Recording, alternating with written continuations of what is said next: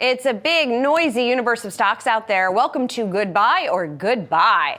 Our goal is to help cut through that noise to navigate the best moves for your portfolio. Today, we're taking a look at the tale of two information technology companies and two that reported in the last 24 hours. I'm here with Chad Morganlander, Washington Crossing Advisor, Senior Portfolio Manager. Good to see you. Thanks for coming in. Well, thanks for having me. Well, as I said, it's two companies that reported in the last day. So let's get to the first one, Microsoft.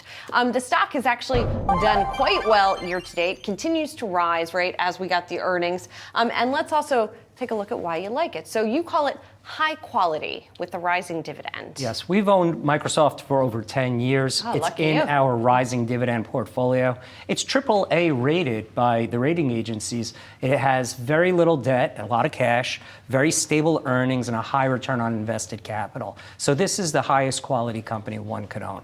It's interesting about the rising dividend because its dividend yield, I guess for a tech company, it's not bad, but it's about 0.5% or so, I think, 0.6%. Absolutely, and I would caution investors to reach for yield. Higher dividend-paying stocks are typically lower quality, which then represent more volatility. So you get both in this one, is what you're saying. Yep. All right, let's talk about point two, well-diversified AI strategy. Everybody's got an AI strategy. What makes theirs better? So the reality is that this is married with their cloud computing strategy.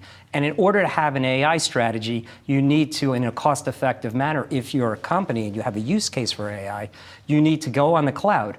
Roughly about 65% of S&P 500 companies use their Azure cloud computing unit.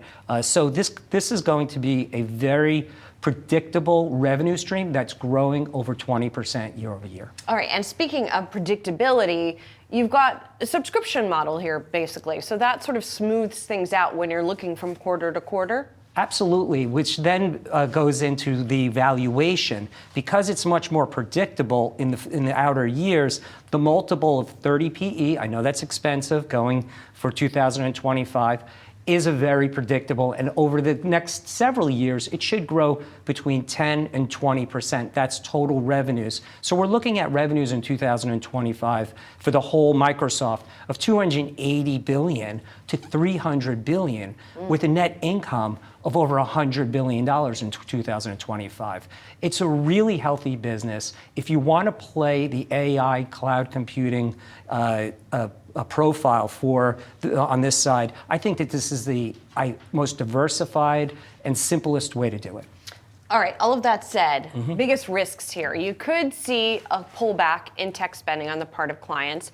You could see people saying, I don't know what to do with AI, so I'm not going to, tap into Azure for those AI capabilities. Yeah, be warned that this company is going to trade on economic growth as well. And although it has a tremendous amount of tailwinds, you could see we're anticipating an increase of tech spending. We're anticipating that, but if economic headwinds come, then so too tech spending will be curtailed for corporate America. Gotcha. And as you mentioned, you guys do hold shares of Absolutely. Microsoft. All right, let's get to the one you're avoiding, and that's IBM. Now, this stock, too, has seen a recovery over the past year. It also just reported. But in contrast to Microsoft, you call this low quality. What defines that in the case of IBM? So it does have debt. It's about $160 billion market cap, but it does have $37 billion of debt. That violates one of our core principles.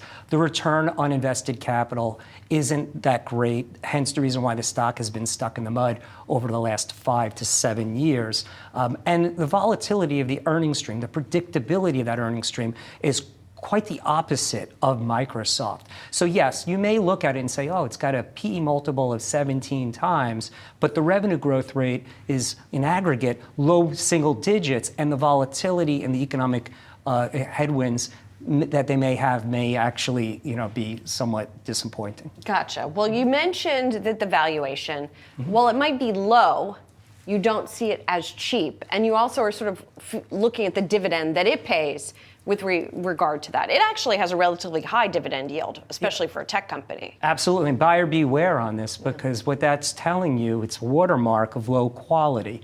We believe that the growth rate for IBM of that low single digits, and where the valuation is with a lot of debt, you want to be mindful of it. You're not getting this on the cheap. The insecurity of all three of the units in regard to top line growth is somewhat more questionable. Yeah, and let's zero in on two of those units in particular, infrastructure and consulting. Consulting in particular was disappointing to investors when they just reported earnings. Yeah, and as I was on last, we do like Accenture. We do like the consulting ecosystem over the long run, over the next 3, 5, and 7 years. As corporate America, we'll have to rely on it. But right now, for the time being, it's not the place to be if you're wanting to invest in technology.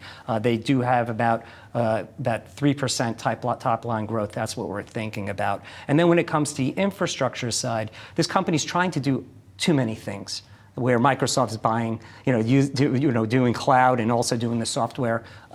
So the infrastructure side, we don't see any real vibrancy there. It's somewhat of a concern. So we would be avoiding this company. Gotcha. And then what could go right, maybe, is that we could see a surge in corporate tech spending that they would benefit from. Right. Just the tailwind of that could embolden the investors to get into the stock. Gotcha. And perhaps the revenue growth rate of 3 or 5% gets lifted to, say, 5 to 7%, and you get some valuation expansion there. But overall, if one wants to invest in technology, we would favor Microsoft over IBM.